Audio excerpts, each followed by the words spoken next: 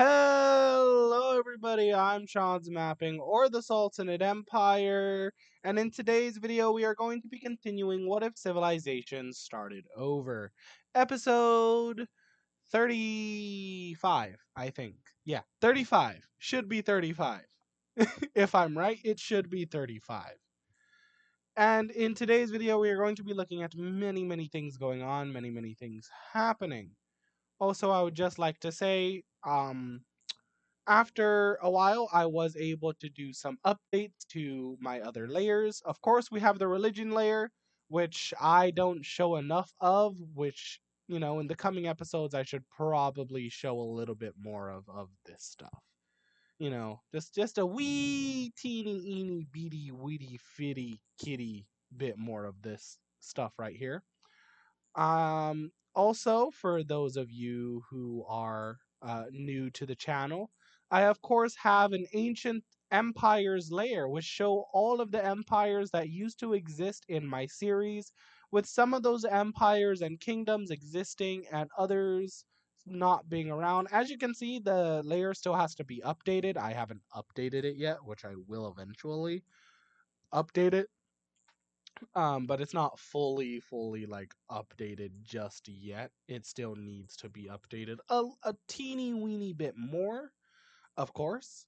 So I will have to do that as well. Then, of course, we have, of course, since it is the mid to late 1700s, we of course have the slavery layer, where it shows which countries outlaw slavery, allow slavery, and countries that don't necessarily outlaw it, but at the same time, they don't allow it. It's practiced in their country, but it's not legal and it's not illegal to do it, more or less. So we have the bright white, which is illegal. We have the light gray, which is practiced. And then we have the dark gray, which is legal. That's basically how the slavery layer works. Then, of course, the three countries you see here in color are all of the native countries that I simply have just forgot to remove from the map. And then after that, we have the beautiful stability layer, which will need to be reworked. But as you can see, there is a couple places that are very red, and a couple like lone one-off places that are very dark red, which is dark red is the worst, bright red is still bad but not as bad. Then of course it goes dark green, yellow, orange, bright red, and then dark red. And as you can see, I have still forgot to do two countries right over here, which is annoying, but I'll do that after this recording, of course. Let us go ahead and get into the video since I am sitting here blabbering and running my mouth, which is something I need to not be doing. So, in the last episode, we saw the invasion and the complete collapse of the Egyptian empire that existed right over in this area. Now, we are going to be looking at, well, a couple of wars. One of the first wars we're going to be looking at is specifically in this general region over in Central Asia. As if we look at the stability layer, we can see that all of the countries here in Central Asia are either orange or yellow or even a dark or even a bright red, which means they are very unstable. And that is due to the fact that, well, Central Asia slash the Caspian Sea area has a very mixed amount of different religions and English and ideologies running throughout this entire area right here. So I would just like to say this area, I'm giving you guys a little insight to the future. This area will never unite into a solid country, into one unified country. And if it ever does, it will collapse immediately after unification, probably like a year or two after unification, at most after unification, because this area is just too volatile and like flammable for it to remain unified as one.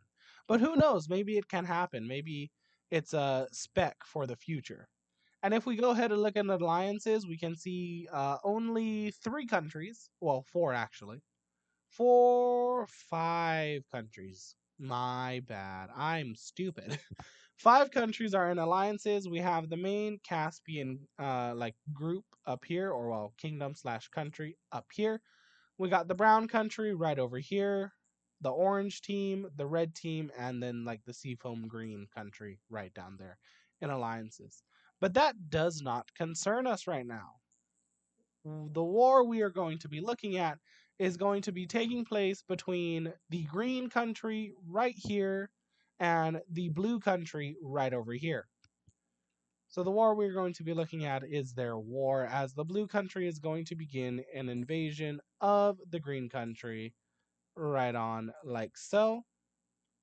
So they're going to begin like so, just like this, beginning their invasion into the green country with like almost no problem. Well, semi problem, just not a lot of problem. But as we all know, the green country is red, and also the blue country is red. All of these countries are red. They will they won't always be red. They'll go up in stability depending on what their search, what leaders do, and what happens. So, I mean, it's very possible for the Caspian, for the Central Asian region, to definitely go from a bright red to a yellow, or maybe even a bright green. It just depends on what happens. So, after taking all of this land right down here, just like so, and essentially pushing into these areas, taking all of this. The a second country decides to join, and that is the red country down here.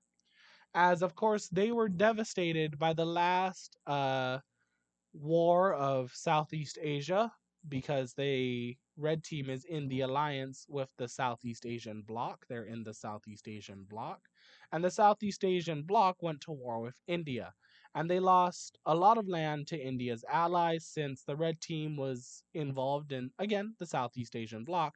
And the Southeast Asian bloc were, in fact, the losers of that war.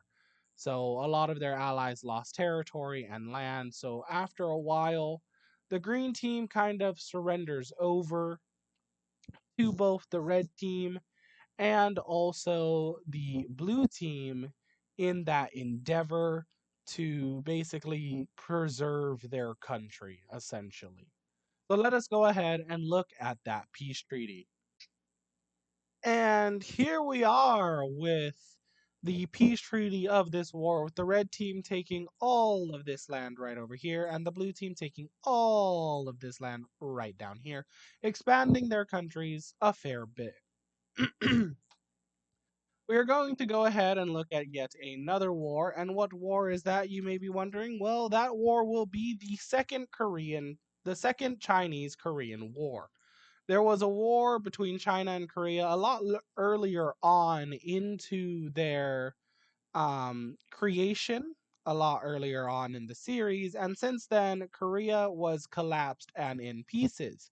Korea has since then unified into one solid country and has essentially rebuilt themselves back up. China sees this as a threat to their influence and has decided that the best way to handle this is to simply just kill and destroy and get rid of Korea. So that is exactly what they try and do, and exactly what they are trying to focus on right about here, of course. So So we quickly see China gain lots of ground using their massive military, and using the fact that Korea is still not fully like developed and ready for war. And another country that sees a chance to gain territory is the southern Japanese country right over here, seeing that Korea has occupied the southern parts of Japan for a very long time, essentially making it a core part of Korean territory. Now, the Japanese want back their island, so this Japanese country quickly invades into Korea just like so, taking all of this territory just like this.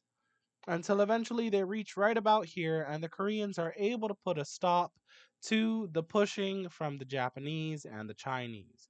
That war stalemates for quite a while, and the front lines don't really move that much.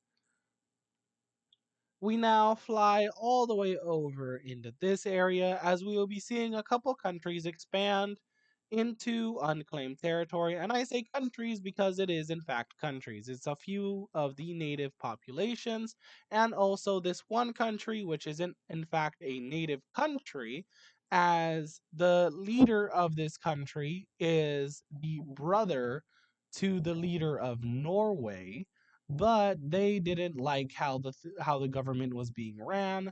So the brother took all of his loyal followers and set up a nice country right in the middle of like America slash in between Canada, that area right there. And they also have been working with the native tribes that live in this area to be integrated into their little kingdom slash country that they've created. We see the Mexicans, or well, the Aztecs, I guess, essentially expand. Not that much, but they do end up connecting up with the Italian colony right over here, which I mean can be both good and bad depending on how you look at it from the Italian perspective. Over here, we have the natives of Minnesota. Well, Michigan. We got the natives of Michigan. Michigan, actually. It's Michigan, not Minnesota. To correct yourself, sir, a king. Sorry, it's very early morning, and also not to mention I have to be at school in like a couple hours. So it is what it is. We do see Catalonia expand their colony just a little bit. Well, the colony they got from Spain after Spain collapsed. If you did not see the last episode and are wondering what I'm talking about, I suggest you go check it out because some things interesting did happen back there. Back in that episode. Oh, almost left America. The last country we'll be seeing expand is, like I said, this non-native but also not fully not native country expand kind of in just like a semicircle around their country, not really going in any one direction. They do expand a little bit more into the south, getting closer to uh, the Italians down there than anything else, really.